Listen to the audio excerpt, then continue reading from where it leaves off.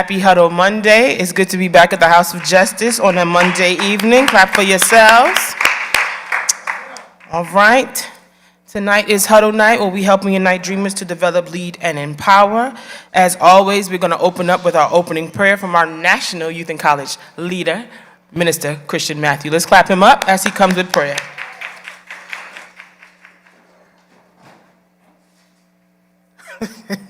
Thank you, Ashley, for that. We are going to look to the Lord in prayer. Father, we thank you for this time and this opportunity that you have brought us here. God, we come before you first humbly.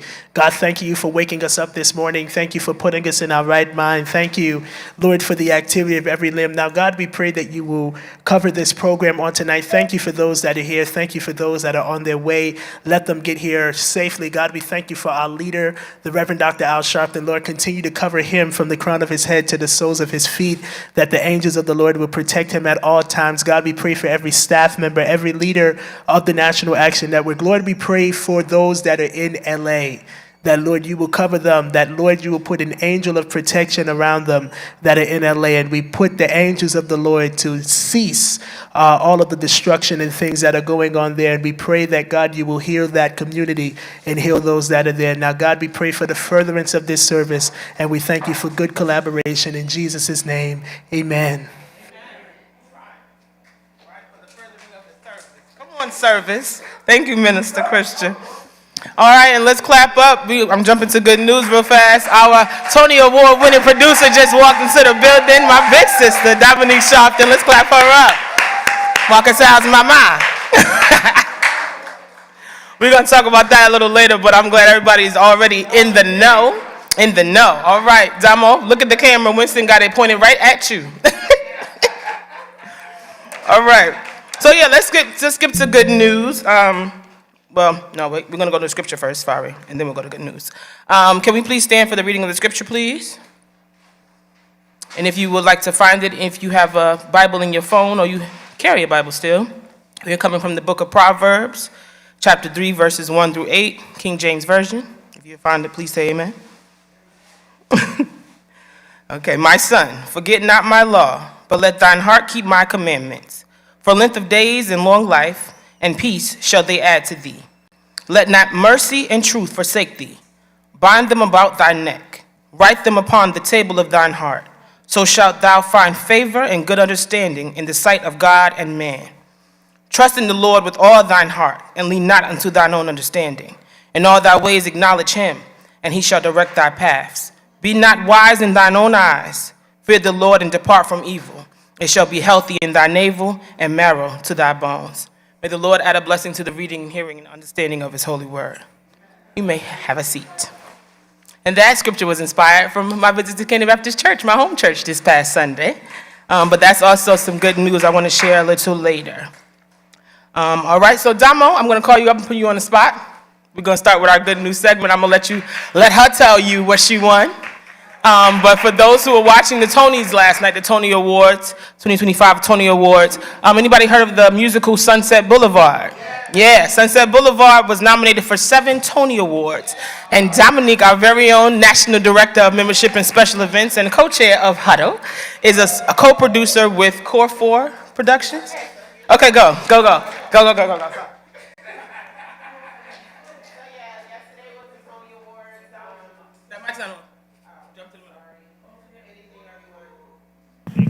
Thank you. Okay. Hey. So, last night was the Tony Awards. This was my second time being nominated as a producer. Last year, thank you. Last year I was nominated for Hell's Kitchen. That was nominated for Best Musical. We did not win that award, although the show won several other awards, which was great, and it's still running and doing great. But this year there was a special revival of Sunset Boulevard that originally came to Broadway in the 90s, starring Glenn Close, who also won the Tony Award for that her performance in that musical. And so this revival came back to Broadway. I was one of the co-producers along with 3 other of my producing partners and friends. And together we make up Core 4 Productions, and we were producers on this musical, this revival called Sunset Boulevard, starring Nicole Scherzinger from the Pussycat Dolls. It is a phenomenal show. She also won a Tony Award last night for her role as Best Leading Actress in a Musical Revival. And so, she won Best Actress for her lead actress in a musical Tony Award last night, which was a huge award, obviously, for the evening. So along with that, we also won the Tony Award for Best Revival of a Musical, which goes to the producers. So I won my first Tony Award, and it was great. It was a great night, and so this is what I like to do, and hopefully this will be the beginning for many other things that come in the future. But it was, it was a great experience, and I was grateful to be there, and thanks to my mom I put on my mom's dress, and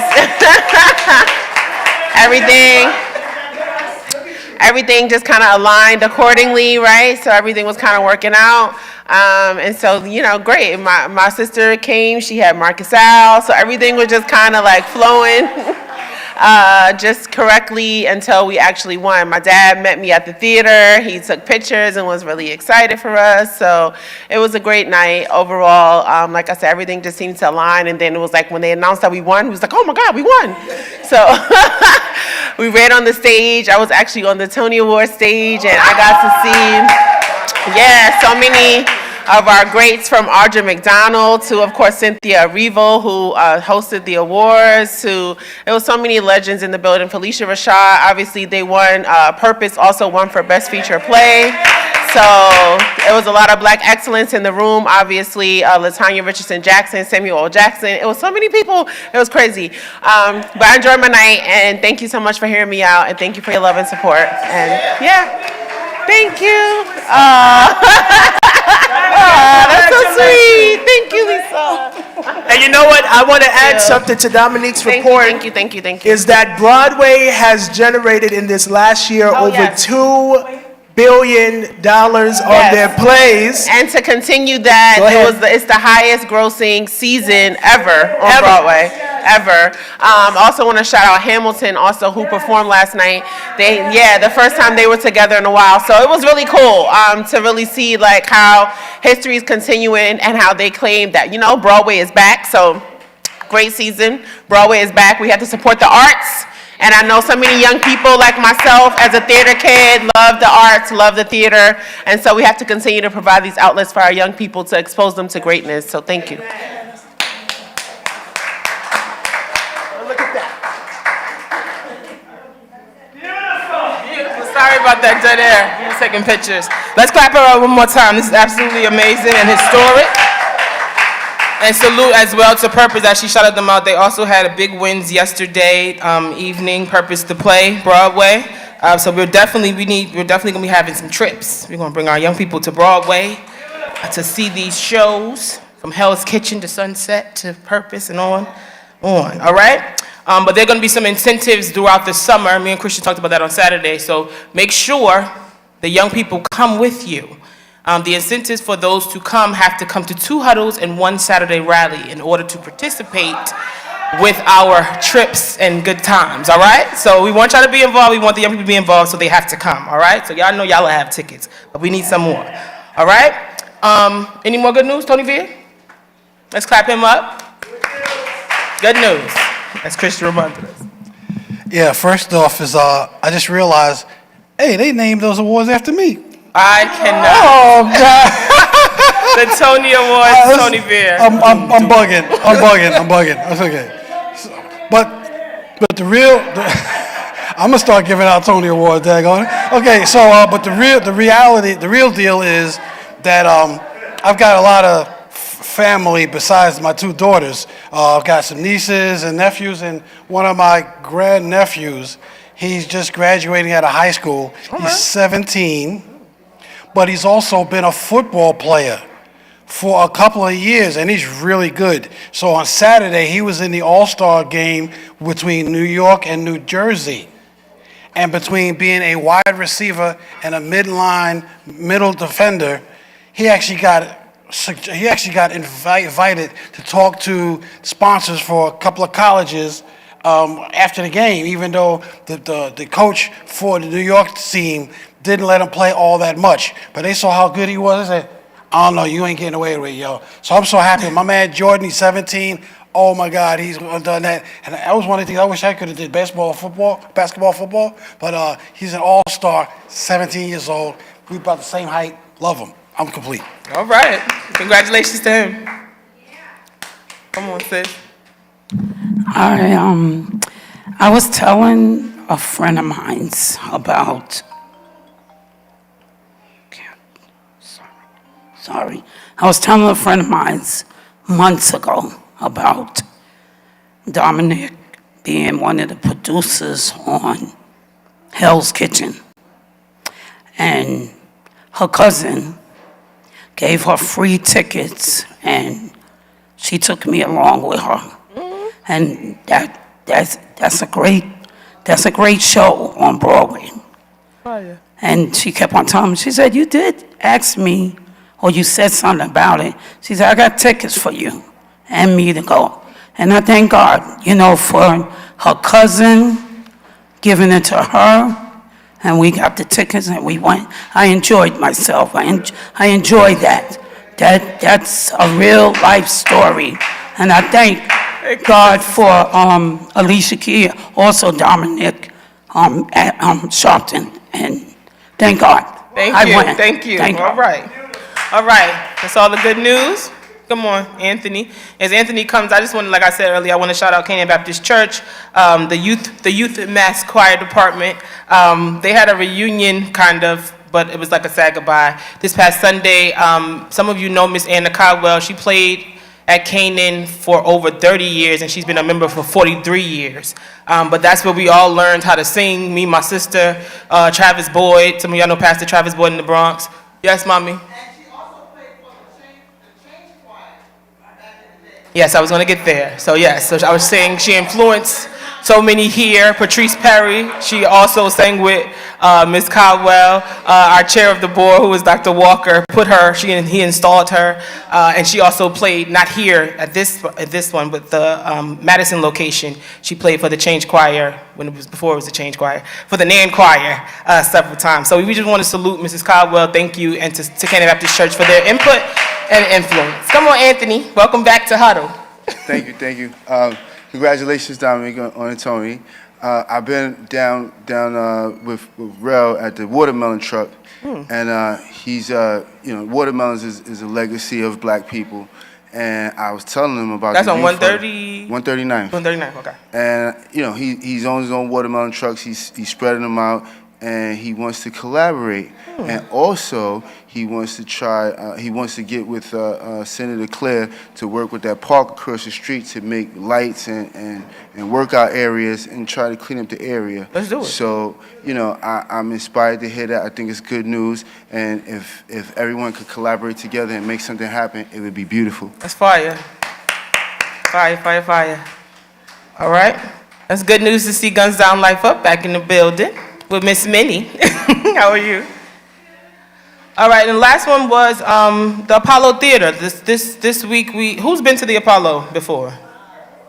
All right, so my mommy works at the Apollo, Mother Kathy Joan Sharpton, and her show, Amateur Night, was this week. Felicia McLaughlin performed on Friday. Minister Christian Dominic were there. Salute to those who supported. Others were there in the building to support Sister Felicia. But this past Wednesday was the Apollo Gala. Anybody heard of Tiana Taylor?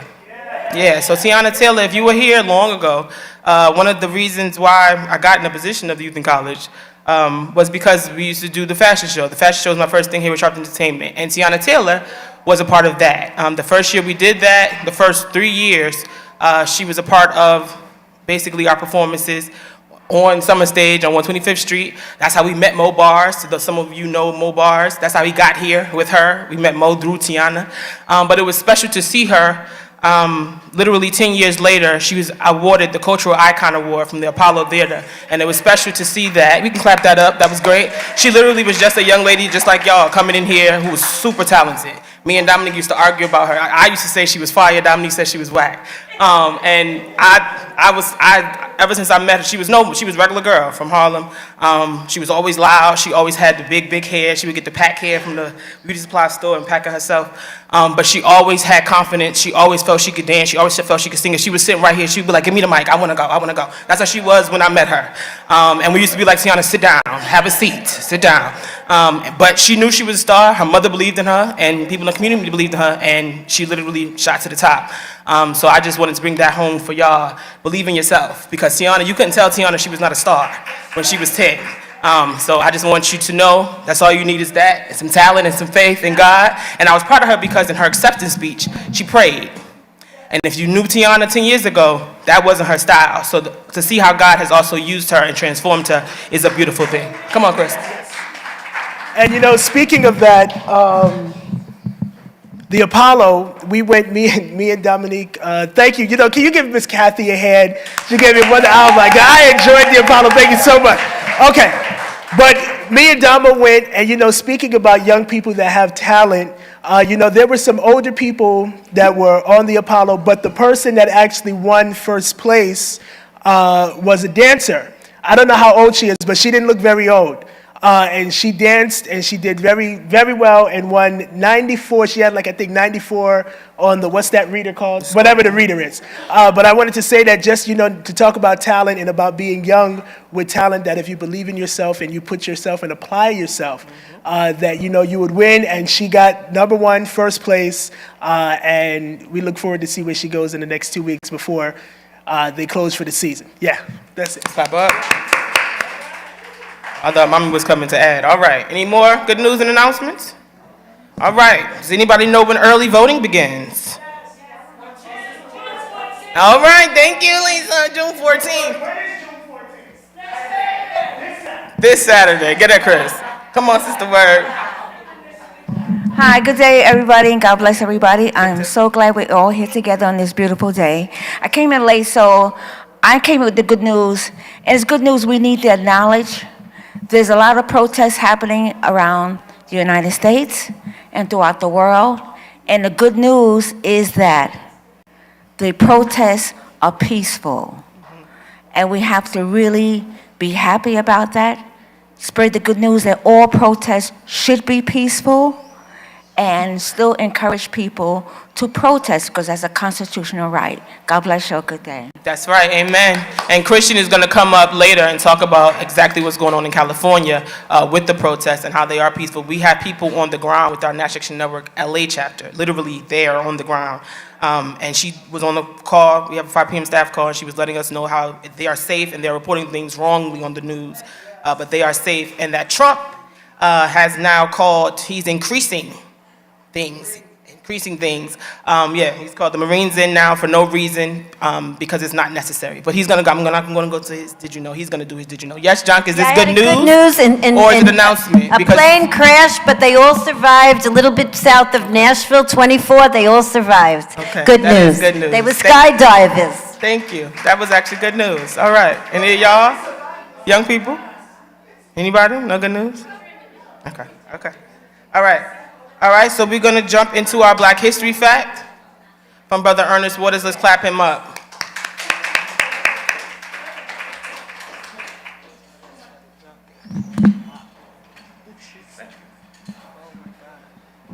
And right after him, we're going to jump into Lift Every Voice and Sing. Dan is not here, who is our Artivism contributor, so if you want to help us come lead tonight, just come to the front. Okay. Does anybody know what today is?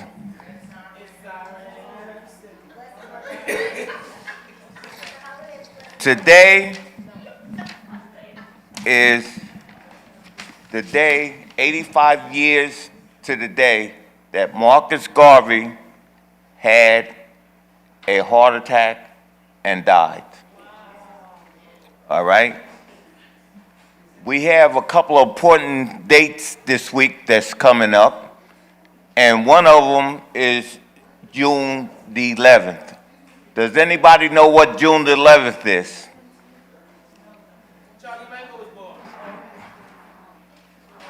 Listen, we don't need that from you. All right? It's Charlie Rangel's birthday. All right? That means he passed away just before his birthday. All right. Does anybody know Marcus Garvey's middle name? All right. There we got it. All right. Now, What was it? Messiah. Messiah. You knew that. Anyway, Marcus Garvey did a lot for the movement, all right? He founded the Universal Negro Improvement Association. He launched the Black Star Incorporated, championed global black unity. Now, he did a lot of things that would bring black people together and all people that wanted to follow the black regime. He came out and he showed power and finesse. And he was a lot like Reverend Dr. Al, because he led a lot of people and he was in the movement. So therefore, we had a lot of things that was done for him standing up for black people. So you all could clap that up because he deserves a hand. Wednesday, we celebrate the birthday of Congressman Charlie Rangel. Charlie, as he was called, he was born in Harlem, in Harlem Hospital. He served in the war. He was decorated with a Purple Heart and a Bronze Star. He did something that a lot of us didn't do. Go into service and dedicated our life. He made a difference. When he came out of the service, for 49 years, he fought the cause, and he was a congressman for the black people. Now, he's not just a congressman for the black people. He's a congressman for all people. But he stood for the truth. And a lot of times when you stand for the truth, you make a difference, because there's so much lies out there that they can't deal with the truth. Has anybody seen the movies that says, you can't handle the truth? So therefore, we all have to learn the truth wins in the end. So when we get out there, we have to remember these two people, Marcus Garvey and Charlie Rangel. Two men that made a difference in the world today. Two men that made a difference for all black folks and all people. So as you go home tonight, as you lay down, remember this. People like Charlie Rangel and Marcus Garvey made a difference in the world today. And this is why we celebrate them. Those two men made a difference that nobody else could make and did things that nobody else can do. So today we celebrate Marcus Garvey, and Wednesday we celebrate Charlie Rangel's. And his funeral is going to be on Friday at St. Patrick's Cathedral. So if you all want to come on by, but be there early because the seat is going to be limited. All right? And thank you all. And this is Black History, Marcus Garvey and Charlie Rangel, two men who made a difference in everyone's life. There you go, baby.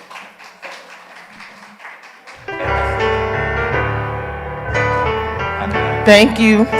Please stand for the singing of Black History.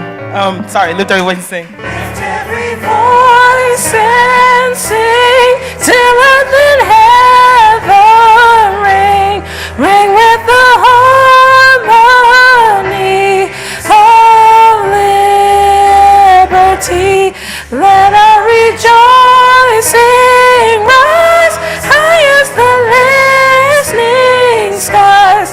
Let it resound loud as the rolling sea. Sing a song full of the faith that the dark past has taught us. Sing a song full of the hope that the presence has brought us. Facing the rising sun, a new day begun. Let us march on till victory is won.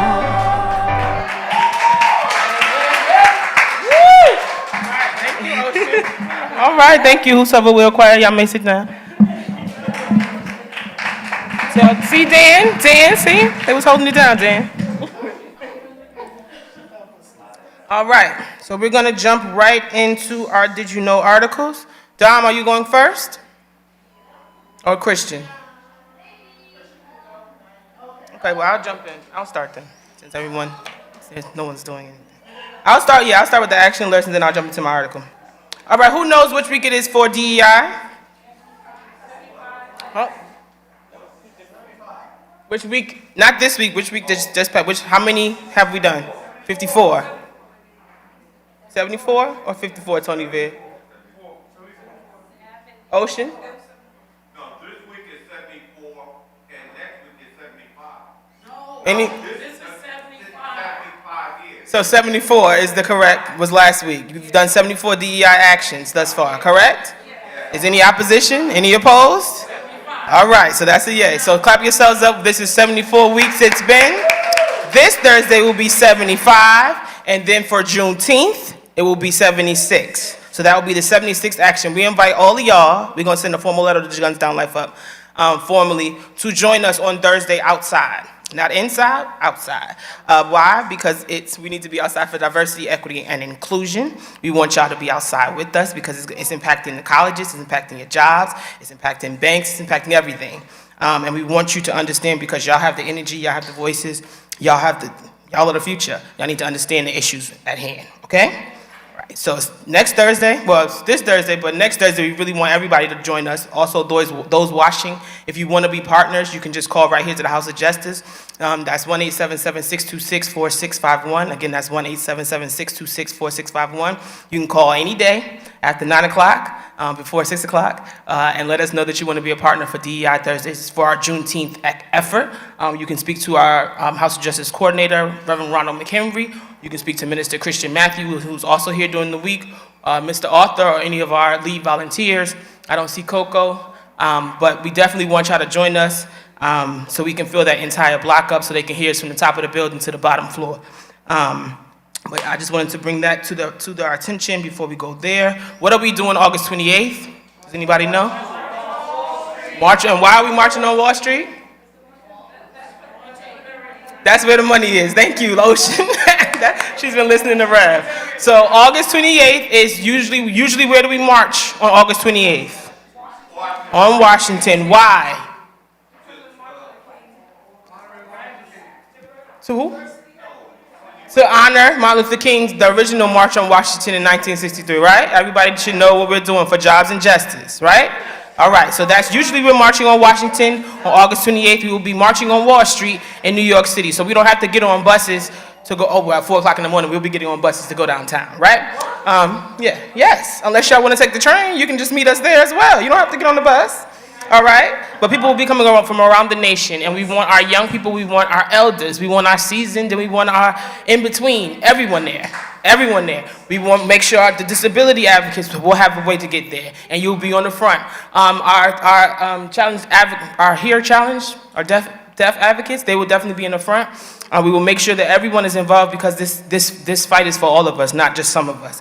and we're being impacted every day. And it seems like, I was talking to Christian, it seems like Trump does not care. It's like he has his own agenda, and he's focused on that, and whatever everybody else is doing, he does not care. So we want to make sure that he knows we're here, we're not letting up on you, we're on your butt, we're on your tail, and we know we're focused. Even if you're not, we're focused on our agenda, and we will be marching on Wall Street, and that will impact the entire nation. That actually will impact the entire world, because Wall Street helps move the world. So that's why we're going there, and if you're confused, I welcome you to come access off the mic. Why are we doing this? Challenge us so that you fully understand and that you can properly mobilize yourselves. Because the organizers here at National Network is all of us. It's not just Rev, it's every single one of us. We have to help get the word out and get the agenda out, all right?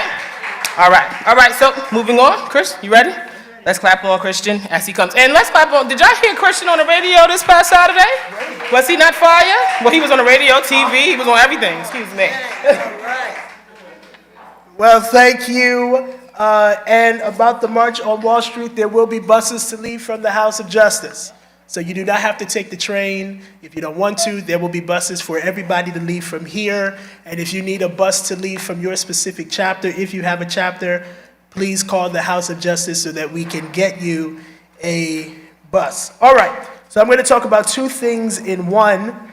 Ashley already brought this up briefly, but how many days away are we from the primary for New York City mayor? And all 24. 24. So 24. Today's the what? So how many days is that? Somebody do math. Okay, thank you. The children, the young people. And then when does early voting start? 14th, which is Saturday. All right, so did anybody watch the debate this week? Okay, we're gonna talk about that, but we're also gonna talk about what is happening in LA. I wanna start with that first. Does anybody know what is happening in LA? Ocean, really quickly. 1 second. Go ahead, Ocean, come here for just a second so we can hear what is happening in LA. Do you know? Trump has released ICE, and they were fighting back, and they were protesting against unlawful activities with ICE. Yes, thank you. Give Ocean a hand. So let me tell you actually how it originally started. ICE used a tactic that happened to be used only by the FBI previously. ICE sent a text message to over 2,000 immigrants and said that they needed to come in for a regular routine check-in. Little did these folks know that they would be getting detained and arrested and sent on planes to go back into South America. That is how it originally started. Not a lot of people know that. Not a lot of the news is reporting it unless you're actually reading articles to understand. But when you do more research, and we were talking about it earlier before Huddle started, ICE sent these folks text messages and said, oh, come in for a regular routine check-in with your, they don't have POs, but with their officer, and you go about your day. Little did they know they were all put in one room, surrounded, and taken into custody. So the people of LA said, no, we're not having that. And they stood up and they fought back against it. And what is so significant about this is that all the protests were peaceful until Trump deployed the National Guard. Nothing was wrong, nothing was going on.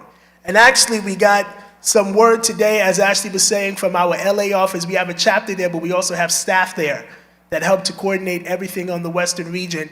And she was explaining how, a lot of this was antagonized by law enforcement, that ICE and the National Guard were doing things to antagonize. Now, another report has just come in that Trump is now deploying the Marines to combat these people. Now, I want you to know something. The Marines are a very skilled group of people. And for you to be taking the Marines from wherever they are to bring them on American soil. Now, I want to ask you a question. Now, none of you are lawyers, but we got to do our research. Okay. Technically, the President of the United States cannot allow American troops on American soil. which is why the National Guard was created. The National Guard was created for that when domestic issues occurred, we did not use our nation's military against our own people. You should never use the military against your own people, especially not in a democracy. This is not a dictatorship. We are not in any of these third world countries. We are the nation's, well, the world's superpower.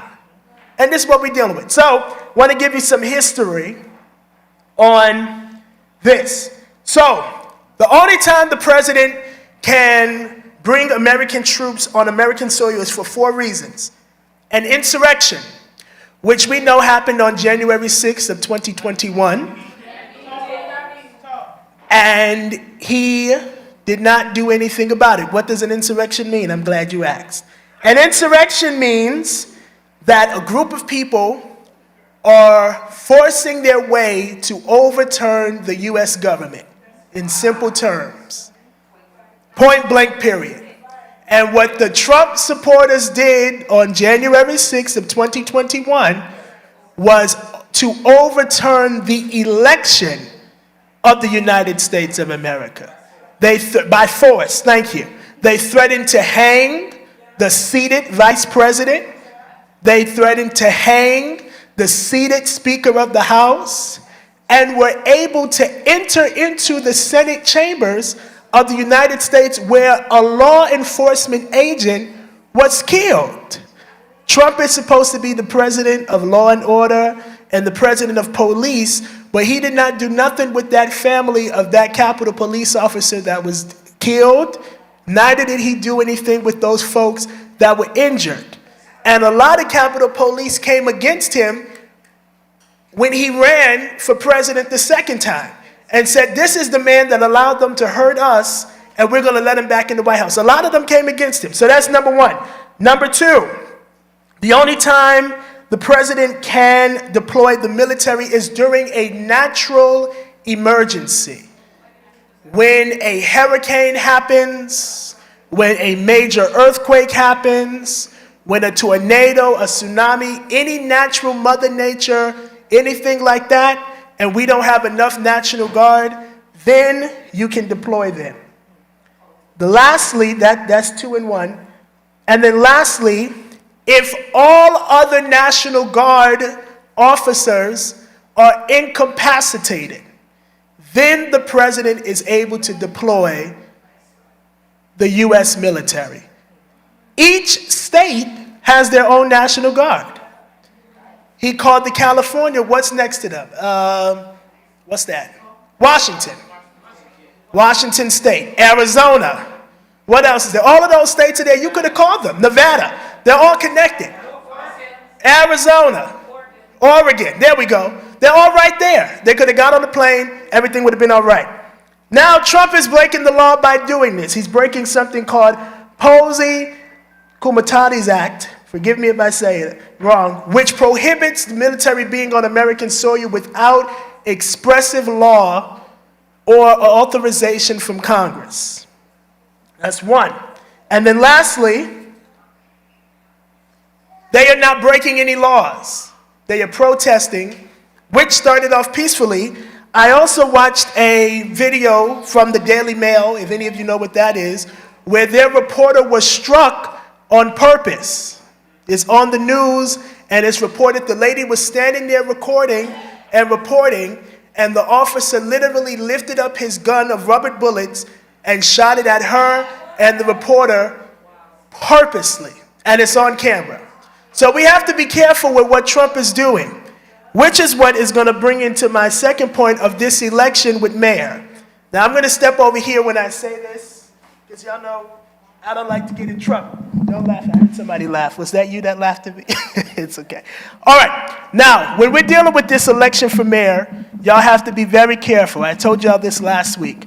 Do not get caught up in personalities when you're dealing with this election. Who actually watched the debate?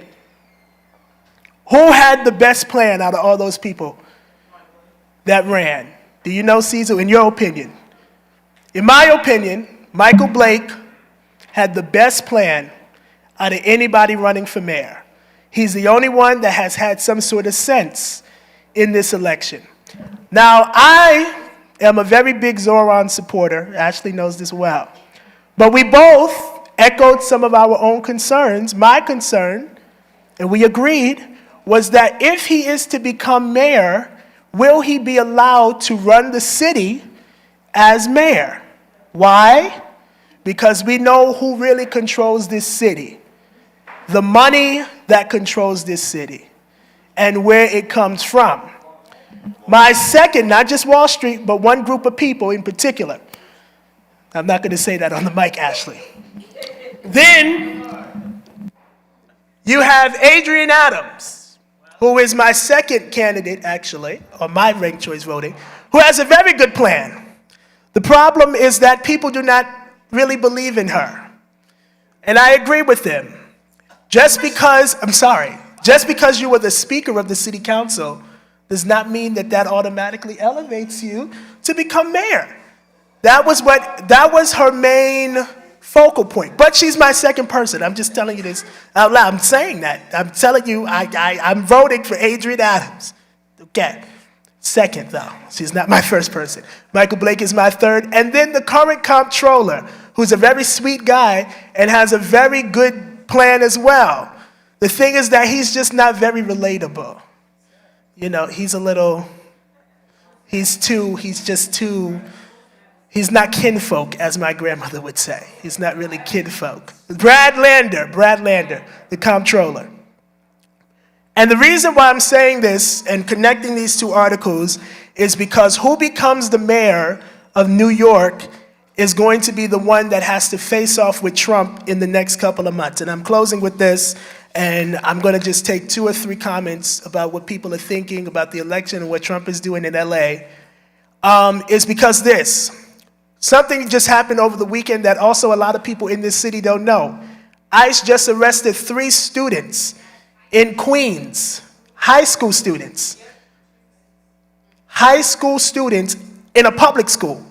This is not a charter school, this is not a Catholic school, this is not a private school.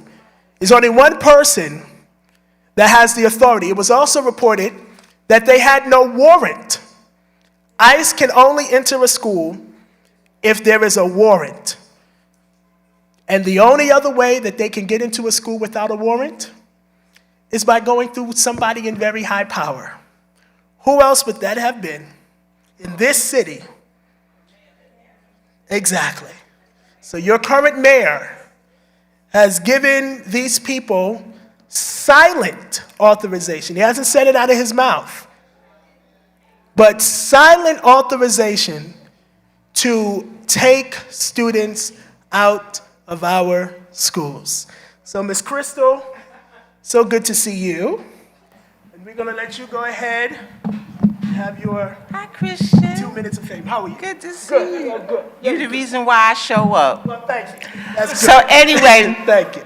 what's the guy one you said Zaho? How you pronounce his name? Zoran Mandani. Zoran. Oh, you see, I still mess it up. Zoran Mandani. Mandani, not Okay. I say Mahmoudi, but it's Mandani. Mandani. Thank you, Dominic. So I don't know how many people know Pelosi. I don't know her first name. She's a city council Adrian person. Adams. No, Pelosi. Oh, that's the one with the former white hair. She's a council person for, I think, a district in Queens. Her name is Pelosi. Oh, You can maybe, look it I up. don't know. Look it up. She has white hair. She's a city council person. She said, however you pronounce his name, she said he hasn't been in this country long enough to qualify for mayor. That's what she said. That's what she said. Well, I can say this to you. There is no author. The only thing that qualifies you to be mayor, I can tell you this off the top of my head. That's for president. You can't run for president if you wasn't born here. The only thing that states that you can become mayor is if you're over the age of 18, if you have lived in this city for more than a year, and if you are running in the city where you live in, and he lives here. He's been here for more than a year. He's been here most of his life, he said. He just can't run for president, but he can run for mayor. Well, Google it because she act like she know everything. I will. City I'll council check. person.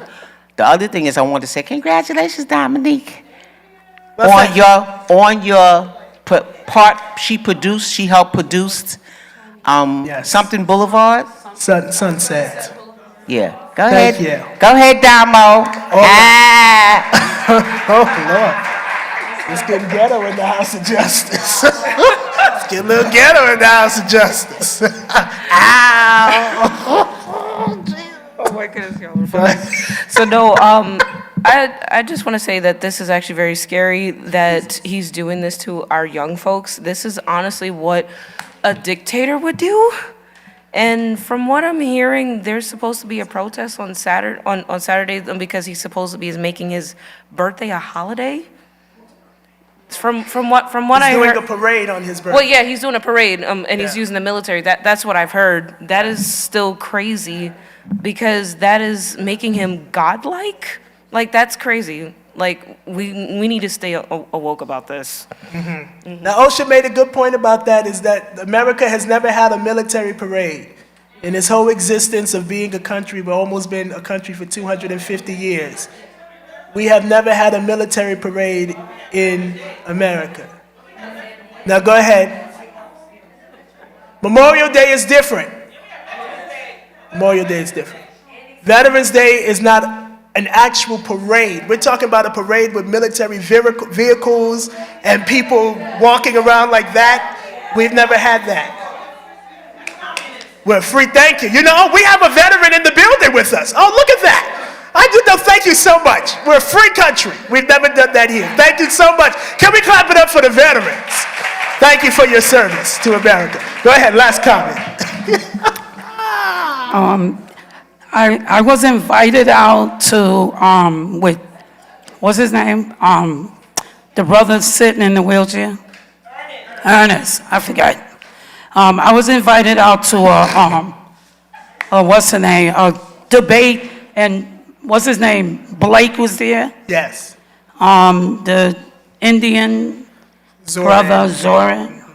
Zoran. And another brother was there. I don't know. They were there. They were talking about how they're going to do this in the city. We're going to put more police on the trains, the buses, and in the community. But they are doing it. You know, there's police out there in my neighborhood on maybe every 2 blocks from the distance where I live at. I see them out there. So I don't know who I'm gonna vote for, or they were saying like 5 things. Hello? Yeah, They were saying like, yeah, you sure to get 5 circle choices. I'm so sorry. 5 choices Actually distracted. and whatever, I don't know. I just wait till that day. Yes. And I'm voting the same time I always vote, in November. Beautiful. So you're not voting for the primary? You know, the primary is before November. Oh, okay. Oh, okay, beautiful. So you're voting on the 22nd. All right, so that concludes my Did You Know. We need to pray for the people in LA. We need to pray for those that are running for mayor, and that whoever becomes the Democratic person. Oh, Mr. Gilchrist? Yes, go ahead. So sorry. What about Cuomo to protect us against Trump? Let me just...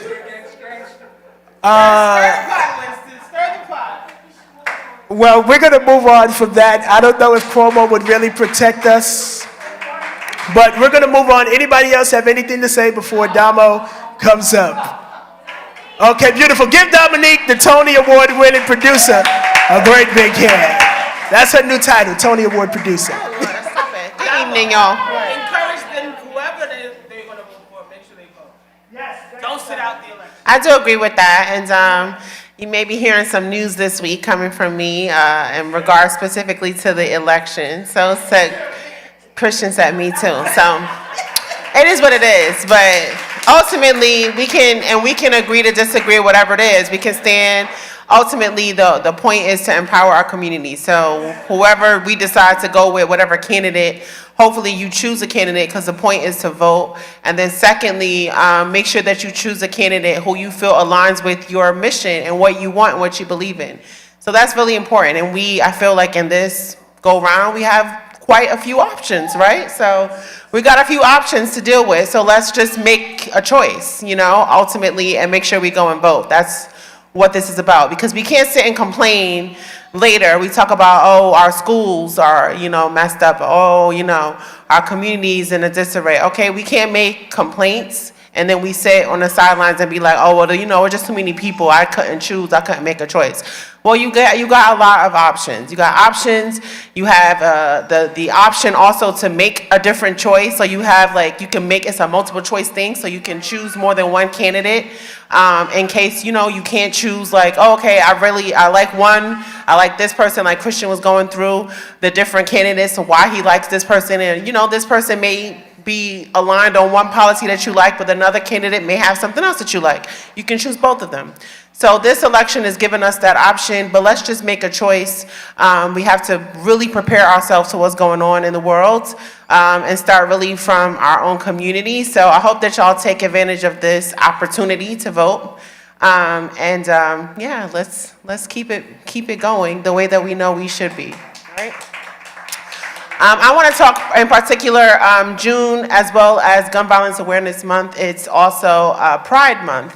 And for those who are literally, there's so many things that are going on in terms of how we as advocates really amplify what we're doing in terms of our advocacy in making sure that we're fighting for the rights of our people. And our people include a lot of different facets of people, in our people, right?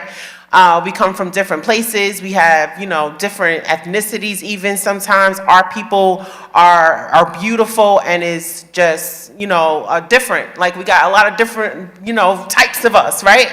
Within our people. And so it's important as advocates that we are inclusive in our fight, right? So we can't be like, oh yeah, I'm down for fighting for keeping DEI alive because it gives opportunities to people of color and this and that and the third, but then we say, oh, LGBTQ rights, yeah, that's y'all's fight. That's not really, I don't really advocate for that. So I think it's important for us to be inclusive in our fight, in our advocacy. And Reverend Sharpton, I feel, has been a prime example of that because, even in his spiritual journey, in his spiritual leadership, he's even spoken out against and for in alignment with a lot of issues, right, as it pertains to the inclusivity of our people and the rights of our people.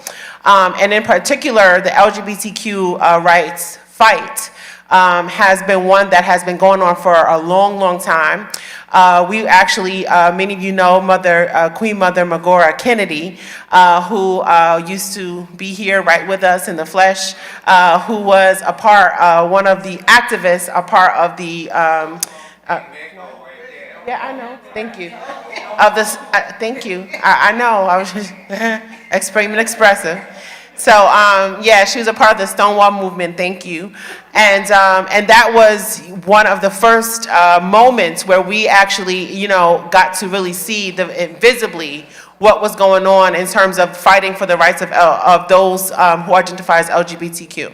So in this article, I'm not gonna be before you long, but I do want to talk about as we are celebrating as we're in Pride Month, Happy Pride Month to any of those who celebrate that. We definitely support that and definitely want to wish our Happy Pride. And in particular, as we're talking about what's happening, especially with the Trump administration and everything that's going on, all the rollbacks that's happening and all these decisions and everything that is coming out of not only his mouth, but from the administration, it's atrocious, right? It's a lot going on.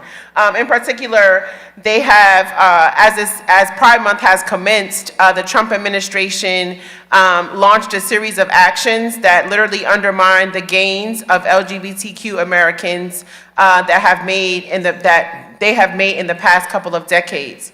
And so, as I believe, when is the Pride Parade? Is it next weekend? Last Sunday of the month? And as you know, we actually have a non-contingency that walks in the parade every year, whether it be with the mayor, the governor, or one public official, because, we just want to stay safe and want to, make sure that we're out there. And it's really, to me, one of the best times of the year. Like, I love going to the parade, and I love seeing all the festivities and everything that happens that's going on. And so I also understand that, you know, and even in conversations with a lot of our brothers and sisters who identify with such, it's a lot going on. The struggle is real. And a lot of the time, we don't talk about a lot of the accomplishments, right, that happen from this struggle, from Stonewall to the policies that have, you know, been implemented on same-sex marriage, and how, you know, as time has progressed, so has the rights of LGBTQ people.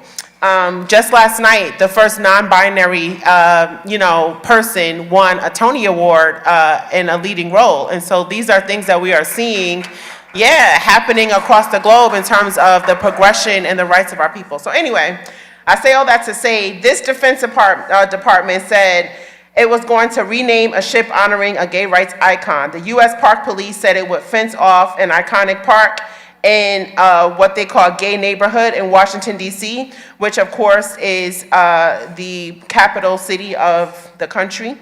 And the FBI actually solicited tips on how medical providers are offering care, gender-affirming care, and Medicare, and health care, and different services to those, you know, people who are same-gender loving, who undergo transitions and other things that happen when they need, you know, they need Medicare. So they're actually starting to like kind of patrol people when they come in for their services, for their Medicare services, and they're actually starting to pinpoint and target these particular people. And these particular people, you know, whether they join organizations, not to say like name, but whether they join organizations that have like documentation, if they volunteer at a hospital, if they, you know, anything like that where it's documented and it's in the system, they start to actually like create like a profile on these people, and they're actually starting to target them.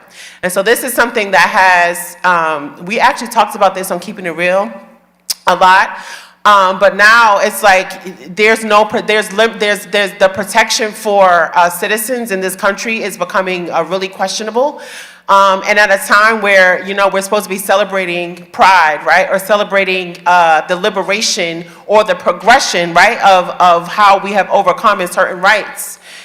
Being able to vote, being able to marry who we want, being able to eat in whatever restaurant we want. Like, these are, you know, gains, and these are the progress of the movement, right? These are things that are the progression of the movement, of those who fought for something to accomplish something that created change. And so I think that this was really weird to actually hear about. And if we're talking about, like I said, if we're thinking about local politics or who we're gonna vote for mayor, but at the same time, we're actually dealing with like the federal government actually being able to like pinpoint and create like profiles and stuff on us based on, you know, the fact that we identify as shame, gender loving, and target us and things like that. I think to me that is like getting to be a little dangerous. So how can we as advocates like protect our people, like protect us from being able not only to be targets, but how can we like progress forward in terms of like policy and things that we can do to help keep us aligned in terms of how we advocate for each other? Think about that. I'll keep reading the article though. I also just wanted to point out, and maybe this is not something that is just interesting to you, but I feel like especially young people, and we're dealing with, you know, come on up, all kinds of issues, like, you know, and dealing with especially young people in terms of like homelessness, and in terms of like how, you know, mental health is being addressed and being supported, especially in this city, if we can just look at this city alone. And when we're talking about, you know, this community it could be a very vulnerable community. If we're talking about young people who are becoming targets, or who may become targets, or who just want to feel safe, you know, being able to love who they want, or being able to love who we want. We should be able to do that without having to feel targeted, or having to feel like, you know, we're not safe, or, you know, especially not protected. I don't know how y'all feel, but please share. Mental health, when we hear that word, I know for me, sometimes when I first heard it, it's like, well, that means you have a sickness. But what's really happening is we are sick of what's being done to us.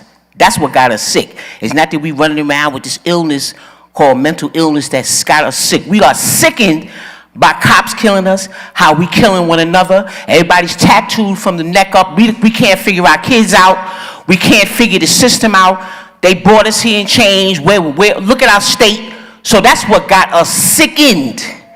And as I respect Dominique, I came up here because I know when I speak, a lot of people get maybe turned off, or they just, it just irritates people because I'm a great orator. I know it. And I can say that. We can give ourselves, we can pat ourselves on the back. People don't want us to do that. They want us to be all hidden and everything. If you cute, say you cute. But anyhow, I appreciate Dominique for bringing this up, because this is one of the few places we have to express ourselves. We as black people, we don't have no place really to express ourselves but places like NAN. So we need to clap that up, because we deserve places where we can speak out. And for Dominique to bring this up, I applaud her, because I'm going to tell you something. Gays, I got gays in my family. I got a flamboyant nephew. He's brilliant. His mother paid a lot of money for him to go to a certain school in Harlem. He's a genius, got an all-girl band, all of that. Wears dresses, lipstick, the whole 9 yards. But don't get in his face and try to, okay? I don't even get in his face because I don't want to get stabbed. But anyway, I appreciate Dominique bringing this to the platform, because we need to start talking about it. We need to. Okay. Thank you so much for your comment. So let me also just clarify in particular what is happening right now. So President Trump and other presidents have done this, I guess, in the past, President Bush, but they're not acknowledging or issuing proclamations in celebration of Pride Month in various states, right? So in New York, of course, New York is very, pride friendly, and so that's not something that we necessarily have to deal with. But if you look at other states, Georgia, other states, even in Kentucky, and other areas, is not as welcoming, right? Or is not as safe, right? And welcoming. And so I feel like, with the president and the administration outwardly saying or denying, acknowledging, that the celebration of certain communities and the rights and the progression of our rights, I feel like that's also a slap in the face, because if a president is going to be the president, they should be the president for all people, not just certain people and some people, but they should respect and support and acknowledge all people that they are governing over. So I have an issue with that. But I also have an issue with the fact that there are policies, literally, like I said, that are being placed to target a certain community, and I feel like we just can't be silent about that. I feel like I feel wrong to be like, oh, okay, this is not our fight, this is their fight, and just not have any information or knowledge or just no kind of acknowledgement towards what is happening and how this community, of course, is being targeted, and it's despicable. So that's my opinion. But thank you. Christian. What I want to say is that this fight goes into the broader fight with DEI, which is what I don't want people to think that DEI, and what I think a lot of times, and Ashley spoke to this a couple of weeks ago, is that when you hear about DEI, you should think about George Floyd. But not only should we think about George Floyd, but we should think about a lot of different things, because DEI started with George Floyd, but they have now expanded DEI to encompass everything that is now encompassing. And the fight that we're now having to deal with is one we're having to deal with the weaponization of Christianity, which that was a problem before. It calmed down, but now it's a problem again. The Bible does say, certain things, but the first thing God gave us was free will. And whatever you choose to do with your life is what you choose. I don't think that as regular people, we should be allowed to create laws based off of the Bible. I don't think that's right. I don't think that other religions should do it. I think that that is a really huge infringement on civil liberty. And then the second thing that we're dealing with is the weaponization of white nationalism. That has always been a problem. That calmed down, but now has reared its head again. And so these are the two things that I want people to be like really honing in about this article, is that this is a broader DEI fight, but we're dealing with the weaponization of Christianity in a negative form. Because, you know, the Bible is something that speaks about life, that speaks about unity, but they're turning it, they're switching it back how they did with slavery, and basically said that we ought to be slaves and all of this stuff that is really not true. And so I think that that's where this article is leading us, but just the way that the world is going right now.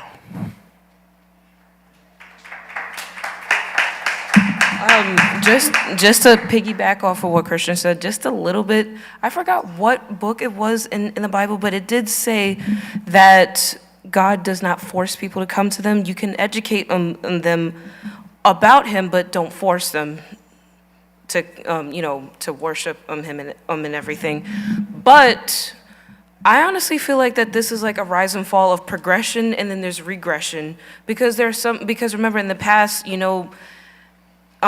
the United States and pretty much everywhere wasn't so welcoming for LGBTQ, and so we're basically are progressing. Like Pride Month have only been, the month of June has only became Pride Month for like only for 5 years now, 5 or 6. Please correct me if I'm wrong. About 5 years. Well, it's relatively new compared to how long we've been celebrating other cultures or dedicating a whole month to other groups. So it's relatively new. And so what I'm saying that it's expected where some people may roll back to gain 1999? 1999, so that's about 56 years? 26. So roughly about 26 years, but it's still relatively new. No, Go ahead, Ocean. I'm sorry, but yeah. Okay. But either way, it's relatively new, and it's still progressing, and look how long we've taken with the civil rights movement, and it's still happening now. So with Pride Month, and I just want to tell you guys, it's relatively new. Yes, we're going to see some rollback, but there's also going to be some gains in this fight. And if we continue to stay on them when it's being regressed, they will know that it's serious and that we want and that it's our right to fight for them. So that's what I just want to say. Mm-hmm.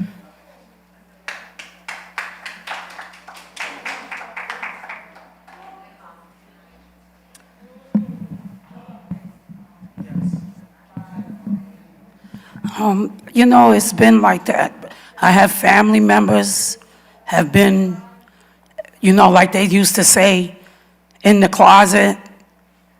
And I had a cousin that I grew up with.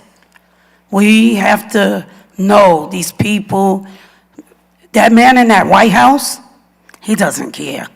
He don't care about us. Just like the young man that when it was the football, when it was halftime, he don't care. He doesn't care about us, and he never did. They're not like us. We're not like them. We're not like them. And, Thank you. But they're not like us, and they don't care about us. They don't care about our community. If I don't keep my community clean, I can't blame a white person that there's dirt or garbage. I have to confront my neighbors or my neighbor children to keep it clean. If you don't want to keep it clean, because there's garbage everywhere. There's garbage cans everywhere. If we don't take care of us, I'm here to get information from Dr. Reverend Al Sharpton, and that's why I come here.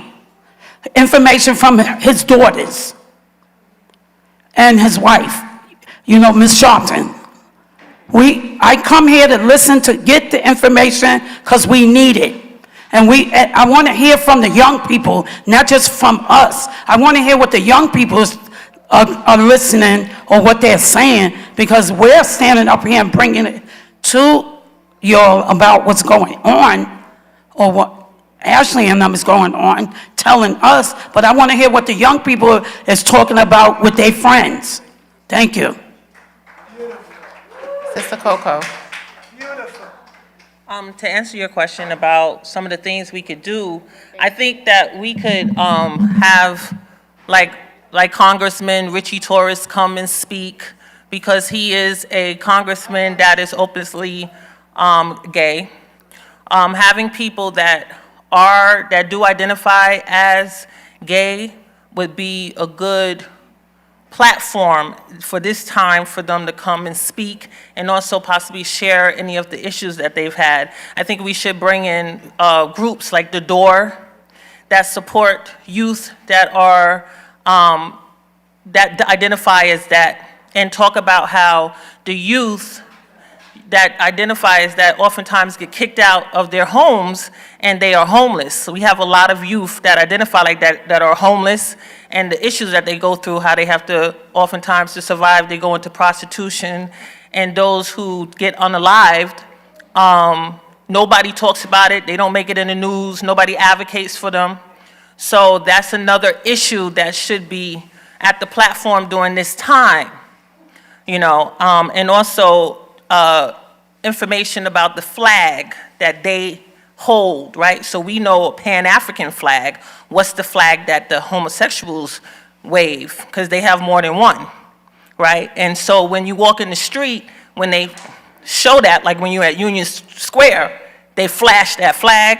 And at the city council, they have all the flags up there. You should know what those flags represent, so you won't walk past them, because a lot of us at NAN know about the Pan-African flag.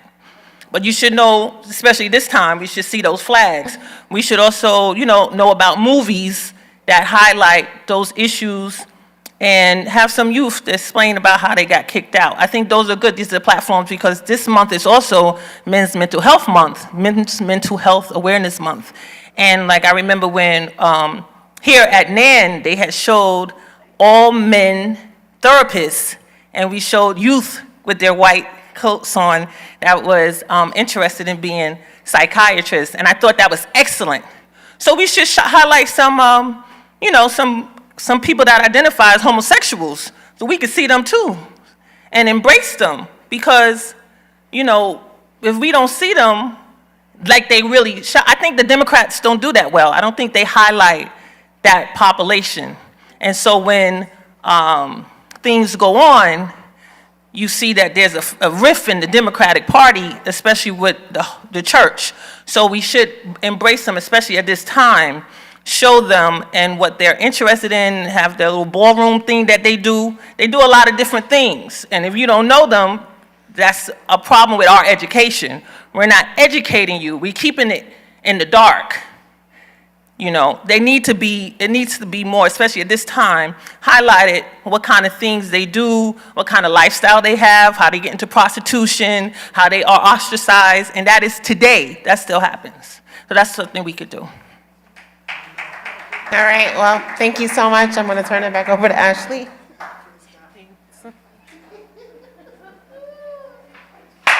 Let's clap of our art extraordinaire.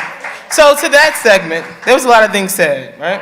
I apologize to those in the LGBTQIA community if some things were offensive, because I heard some things, and I'm going to be transparent. Some people have been with us at Huddle since we first started, and it's been a journey. We learned about, and when we first started Huddle, which was about 13 years ago now, LGBTQIA was not even an acronym. It was not it was not even that. So there was a specific way to talk about that community. Dominique mentioned Mother Magora Kennedy. She was one of the people that was here since the first Huddle who helped teach us how to speak to and about that community, to not offend them, to not say certain things. Some people are offended by homosexuals as a term. So I apologize about that. Some people are offended by, I don't think you should call them they.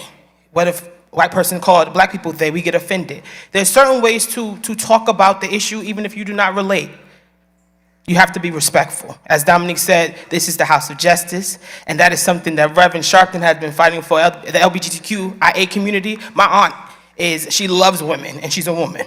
And she loved women since she was about 11. So she was sneaking Rev down to the village to go with her because she was his babysitter, which is why he always thought it was normal. He had to protect his sister, that's normal. And you're not gonna come at his sister at all. So he was fighting for those rights, trans rights, before it was a thing, before LGBTQIA was a thing. Stonewall, like Dominique said, Magora Kennedy was there before Stonewall was a term, known, any of that. She was outside literally just fighting to be herself, fighting for her freedom, fighting for those outside with her. Now it's common. For y'all's generation, to be with a girl is almost cool. To kiss a girl on Instagram, even if you don't like them, is almost cool because it's trendy, or boy. Or to be extra. I know on TikTok there's I forgot his name, the young man with the super long nails, and he cooks for his boyfriend, and he has like millions of followers. It's a thing, but it's trendy. And we don't even understand the culture of it. We don't even understand the freedom of it, of basically how people were prohibited from loving who they loved. Literally, died. People lost their lives because of who they loved. So I want us, obviously this is Pride Month, we have to have a proper huddle about what this entire situation is about. It's not a situation, it's LGBT, lesbian, bisexual. First of all, let's name them so you understand what I'm saying. Lesbian, Tony Veer, wake up. Because that's how when we go to sleep on the culture, that's how we offend others. It all matters. It all matters. And this is not my did you know, but it matters because we had this conversation and I was offended sitting there. So I know some of my friends who are part of that community was offended. So we have to have this conversation better. We have to teach it better and be more inclusive and actually pay attention when having the conversation so that we are properly informed, right? Because we don't want to offend anybody who is a part of the culture or part of that life. Some people don't like anybody. Some people are just straight A agents. They like what they like. They like brains. They like nothing. So we have to just be inclusive of everyone, right? Asexual. Look at her. See, she's listening. See? Sorry. But I like that. I want us to be aware and not just be closed-minded and just ignorant, okay? All right, so we're going to have a prayer huddle. And my friend Daniel, who moved to the Bronx, he used to be an avid member of the LGBTQ committee. We're going to welcome him back because he's one of the leaders. I forgot the name of the group in the Bronx, but they serve specifically trans youth and homeless youth. So we're going to welcome him back. I heard you, Coco, so we're going to do that. All right, so this last one is about Guns Down, Life Up. All right, so I'm expecting to hear from y'all, right? Who has been a part of the anti-gun violence movement over the last 10 years? Okay, good. Okay, so this should be, y'all should be aware of this. All right, so youth gun violence in the Bronx rises as overall city crime rate falls. Who lives in the Bronx? Oh, that's about half of the room. All right. Is it getting more violent? Do you feel that, or is it normal? Has it escalated? It has escalated. Okay. All right. So overall crime rates are falling. Listen to this. Overall, which means what? Hey, there we go. Overall crime rates are falling across the Bronx, but gun violence is rising amongst teens and young adults. As Gun Violence Awareness Month kicks off, leaders in the Bronx are highlighting a concerning pattern of youth gun violence. Our community is still reeling from the killing of 16-year-old Yvette Jeffrey, said Bronx DA Darcel Clark. Did anybody hear of that shooting or killing? All right. Investigators say Yvette was killed after a 14-year-old boy who had been punched and knocked to the ground during a schoolyard fight was slipped a pistol by someone and then allegedly fired 3 shots into a crowd. Jeffrey, an innocent bystander, was caught in the crossfire. She died from a gunshot wound to the head. So far in 2025, the NYPD has tracked 38 shooting victims under the age of 21 and 64 minors arrested on gun-related charges. Christian, do you believe those stats? Most part? Does everybody believe those stats? I don't. I don't believe that. I don't believe there were only 38 shooting victims under the age of 21 this year. I don't believe that. Okay, in the Bronx. But anyway, that's to me, that's where I'm about to go, because I know Guns Down, Life Up does not do this, but I feel that people and some anti-violence people manipulate the numbers, and that matters, But anyway, in response to the gun violence crisis, Bronx leaders are urging parents to enroll their children in youth programs like Bronx Connect's Release the Grip, which aims to keep kids off the street by funneling them into internships and after-school programs. I grew up in the Bronx. I do not want to arrest anyone, let alone another teenager with a gun, because at 13, 12, 14, that's a hard start to life, said the NYPD Assistant Chief Benjamin Gurley. When the handcuffs are on, it's too late. When the ambulance is coming, it's too late. When we're talking to someone in a hospital bed, it's too late. It has to start in the home. This video, and I'm gonna play it during lunch, this was the press conference, and that's GDLU led that. So I don't know if any of y'all were there, right? I asked about people being in the fight with us, the gun violence fight, because we used to participate in the annual June, because Gun Violence Awareness Month is June, so all of the anti-violence groups do something in June, which is good to help amplify the issue. But it's also a little bit performative, right? Every June, we were a part of, Cecil, remember we walked down the Bronx, we led that, Dominique Johnson, Malaysia, they was your little Patrice, all outside, screaming and hollering. Goldie, you were there. We went to Jersey, a few places. We helped get funding for some of those groups, right? You just said the Bronx, the violence is getting worse, right?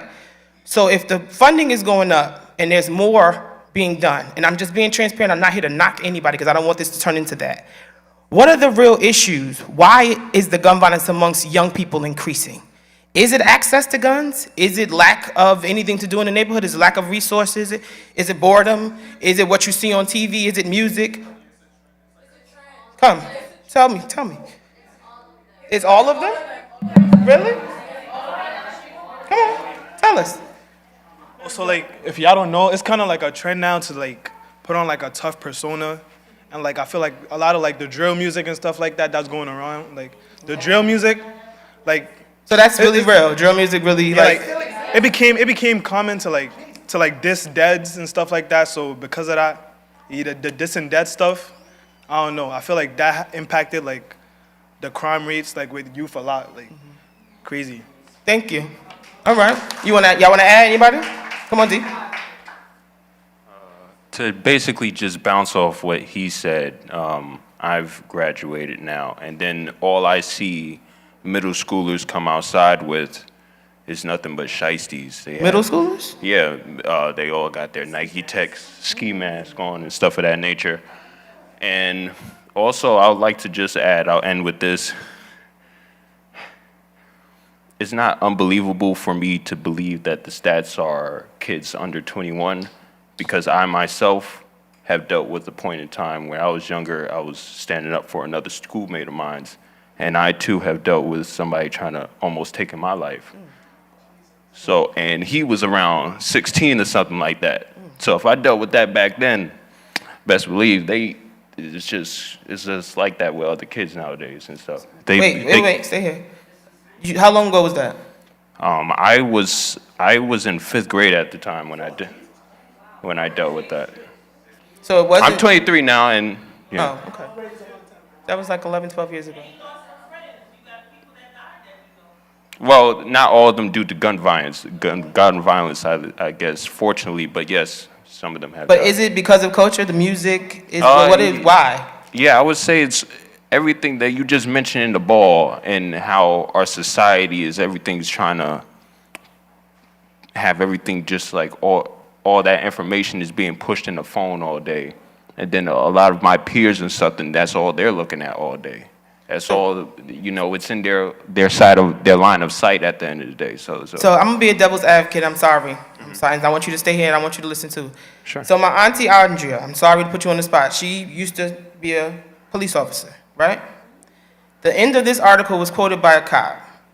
Now I know my auntie Andrea. She's not prejudiced. She ain't racist. Nothing is wrong with her. She is one of the sweetest people you ever met, right? But she was outside, worked the beat, outside. Well, outside, right. So there are good cops, there are bad cops. At the end of the article, there was a quote from a cop basically talking about gun violence.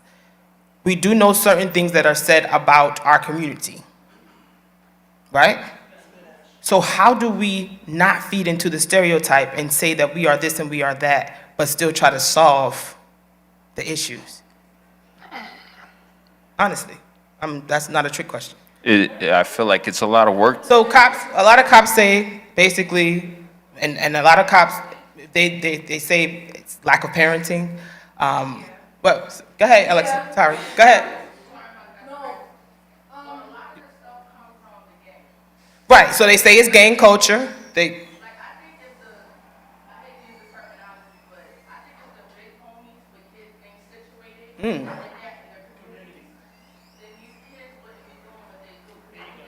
That was good.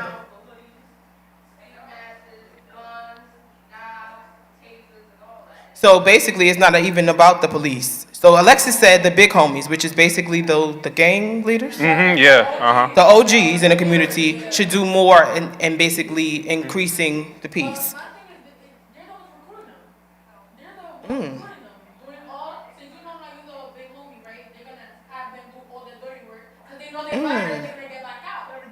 That's true too.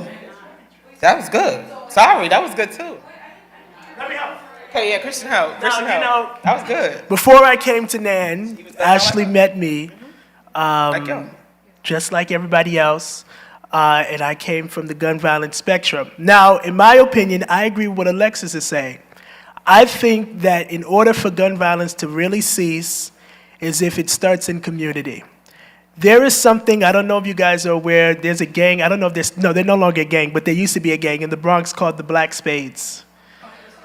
They are, but they're a little different now. Aren't they good now? That is, let me be careful.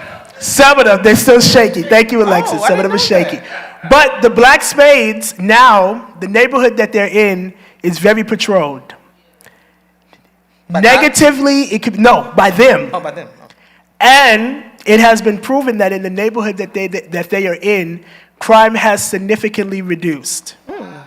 Not because of police, but because of them, which showed that by transforming the gang, it transformed the community. They also now live in a community, come up Alexis to the mic, they also live in a community that's very beautiful now. Really? The DA just did research that showed numbers that said that young people, not just young people, but polls show that people that live in a more better looking community are less likely to have crime, which is why Lower Manhattan does not have gun violence. But up here has a lot because our neighborhoods look ugly. That's interesting. We don't have green space, we don't have community centers, we don't have things that make us want to have community. That's what it is. It's not the fact of that we don't have it, it's the fact that we don't have the sense of community. When you go into these other neighborhoods, it is the actual community that have not just put their money together, but also their resources. Because, you know, a lot of things in New York City is really more resources than money. And so the statistics are showing, and that was a proven, I don't know when they did this, but I remember the Black Spades, even as a kid, it was really bad wherever they were, and then all of a sudden everything shifted, and now that community has some of the lowest, if even crime, period. Now, they have crime, but some of the lowest crime rates, and they're in the Bronx, and they're in still, the surrounding area is still considered high crime, but that particular area that they are in has little to no crime. And that goes back to Alexis's point that if the big homies were to step up and take lead in the community, that is what really needs to be, which gun violence prevention organizations are supposed to already be doing. They're supposed to hire the big homies. That is the purpose of CMS. You are not supposed to hire your family members. You're not supposed to hire people because you know them unless you know that they're credible. The job of a credible messenger is to diffuse situations, to prevent situations, and to respond to situations when they happen. That is the exact role of a credible messenger. They're also supposed to have a background. If they don't have a background, they do not qualify to be a credible messenger. Ashley could not be a credible messenger. I couldn't be a credible messenger. Anybody here that does not have a background in that nature should not be a credible messenger. There are tiers to it. You have hospital responders, you have credible messengers, you got the violence interrupters. Those are all different. Credible messengers, they're the ones that go into the community to diffuse. Violence interrupters intervene right before situations happen. Hospital responders respond to people in the hospital when they get shot, assaulted, or stabbed to stop from retaliation. And then there's prevention that deals with young people. That is the breakdown of CMS from what I remember when I was there. Thank you, sir. Thank you. All right, come on. Just to piggyback off of what I said and Christian said, to me, like, let's just look at the bigger picture, right? To the mic, yeah. A little closer? Oh, okay, sorry.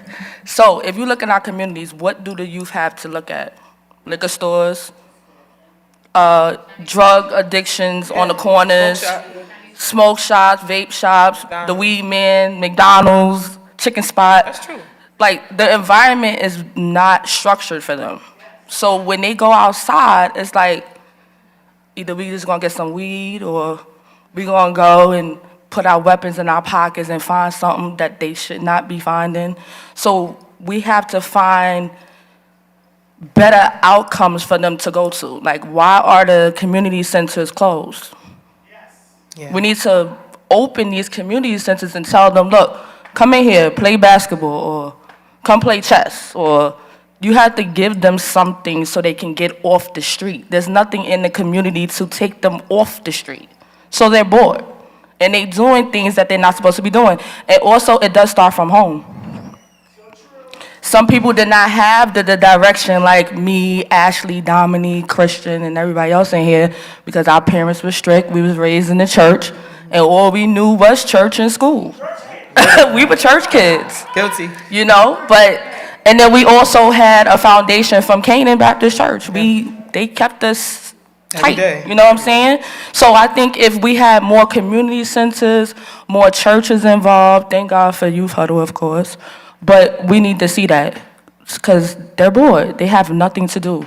Now, if we do get that going and there's still something going on, then we have to go back to the drawing board on why are they doing that? Because some of these kids deal with trauma or have been through trauma, and they don't know how to explain themselves, so they act out in the streets. So my thing is, I'm boots on the ground. I like to be outside, sorry.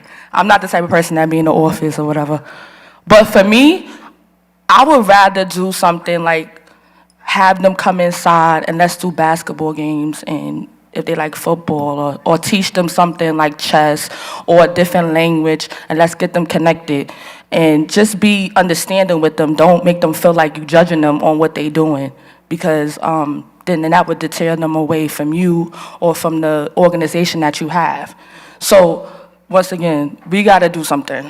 If the cops are not going to do anything, and I'm not against police officers. I actually have police officers in my family, so I'm not going to downplay them. But let's do something. Let's stop talking in the building and go outside. Boots on the ground. There we go. All right, we got 10 minutes until the clergy call, so thank you, Dee, I'm sorry. So resolutions only. Resolve only, please. Two things. One, there's a book, the author named Malcolm Gladwell, and he said a lot of what was being said here, which was the broken window theory, which is if a broken window is broken and it ain't fixed in 48 hours, all of a sudden the neighborhood starts to go into the toilet. And that's what I'm hearing that we're talking about is going on. I went to junior high school in the Bronx. Lived in the Bronx and grew up in the Bronx. And I remember the Black Spades. I remember the leader of the Black Spades, Mitch Blood Green, walk around with his stomach out and nobody messed with him. Not even the principal was messing with him. That's how scary he was. But the reason why I came up here is because I realized that as a relationship and a personal development coach, I've been coaching people since 1999. Did not know it. Is that if we don't know how to manage our emotions, ain't nothing else we could talk about. Because our brain is structured in 5 parts. 1, we observe something. 2, we have a feeling about what we observed. 3, we have a thought about what we just felt. 4th, we have to decide between thinking and feeling. And then 5, we take action. And what happens is because our feelings come first, we actually listen to that. And I've got plenty of wise quotes about to start a YouTube channel, by the way, called The Instrument Panel, my Tonyisms. And one of them, and one of my main ones is called "Feelings are terrific servants, but terrible masters." So if we don't know how to do that, They ain't got that. And I'm just going to say this publicly. I've got a course called How to Be Happy No Matter What. I would love to bring it here. Individually, it would take a while because it's a long course. But it's like you got to understand the emotional side of emotions and the thought intellectual side of emotions. If we don't have that, we're just going to do stuff and then be like, see what had happened was. Thank you, Tony.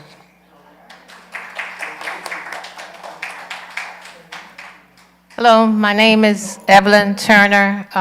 In 2016, while receiving the Sojourner Truth Award in Co-op City for my community work, I asked a question like, you got all these kids here, why aren't we doing more for them? So I started in 2016 the first college career and resource fair.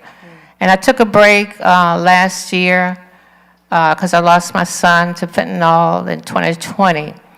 But we have been very, very successful in doing college fairs, and it's unique because we start with the third grade. We started planting those seeds. So we have brought in doctors, lawyers, engineers, you know, for kids to see. And so my vision, because of a recent medical diagnosis, is to connect with other people that are about the business. Because I don't have time for the bullshit, you know. I said, I need to Watch your language. I need to connect with people who are concerned about children. I work in a homeless shelter. I've been working with the homeless for over 30 years. I see mothers in the system who have children. A lot is going on at home.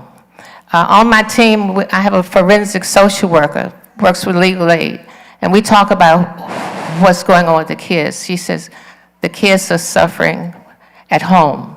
One little boy told her, when I go out to school, I haven't had any breakfast. So he goes out in the street with an attitude. This is today. I have another member who's a psychologist who's working also with children.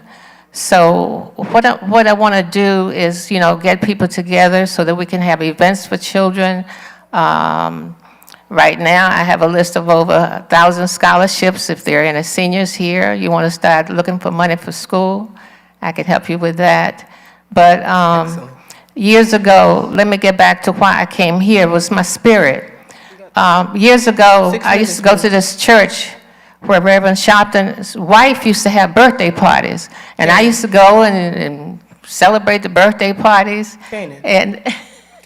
Canaan, that's what it was. Yeah. You know, so this is one of the reasons. So I said, you know, I've been following him all my life. You know, when I came from North Carolina, after the Civil Rights Movement, I was mad, being nonviolent like Dr. King, and I heard this guy talking about, you know, like, I'm not going to hit you, but if you hit me, I'm going to hit you back. That was Malcolm X. So I went running down to the ballroom, and I saw him one time, and the next time he was assassinated. You saw Malcolm X speak in the Audubon? Yes. Wow. One time. The next week, he was assassinated. Wow, you're walking history. Yeah. Clap her up. Yeah. So anyway, because I don't want to wrap you, but we have 6 minutes until we have to close. So okay, we would love to work anyway, we want to work with you and anybody else. Just come to see me so that we can get together and start planning some activities for our children. Let's do it. And Miss Minnie, you should connect with her too.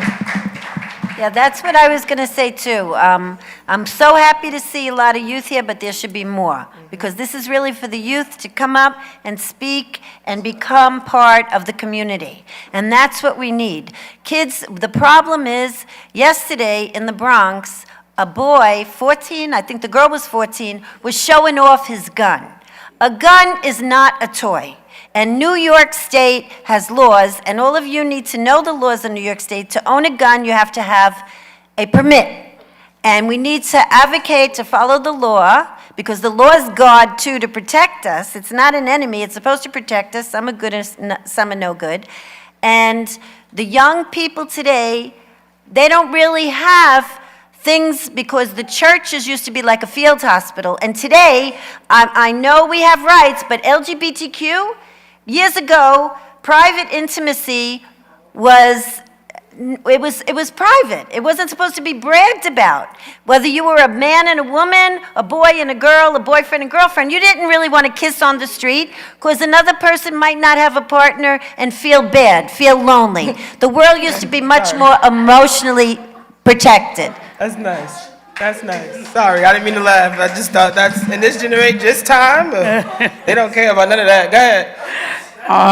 That was beautiful. I Yeah, don't that was know. beautiful. Like you said, your aunt, my aunt was, and Red might have knew my aunt, but she had passed away a couple years ago. Auntie Joy probably knew her. But Auntie Joy was she outside. might have knew her out in Brooklyn, because that's where my aunt grew up at. She grew up in Brooklyn. And I thank God, you know, they need a program from 11 o'clock or 10 o'clock at night.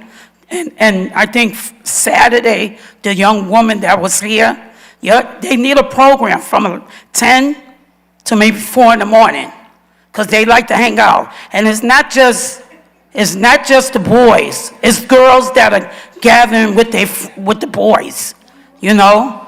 And it's like, if I'm scared, I'm gonna go get my man to solve that problem. And they solving the problems with the guns, you know. But we got to get something that's overnight for the children when they come out of school, because they only giving 5,000, 1,000 jobs to every borough, and it only adds up to $5,000, 1,000 jobs, and there's more children than 5,000.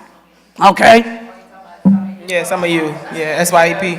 Last comment. All right, so I'm gonna be brief. I like a Harry Potter headband. Shout out to all the Gryffindors. but no, seriously. Another thing that I also blame a lot is what is shown on TV. One mic, y'all. One mic. Oh, sorry.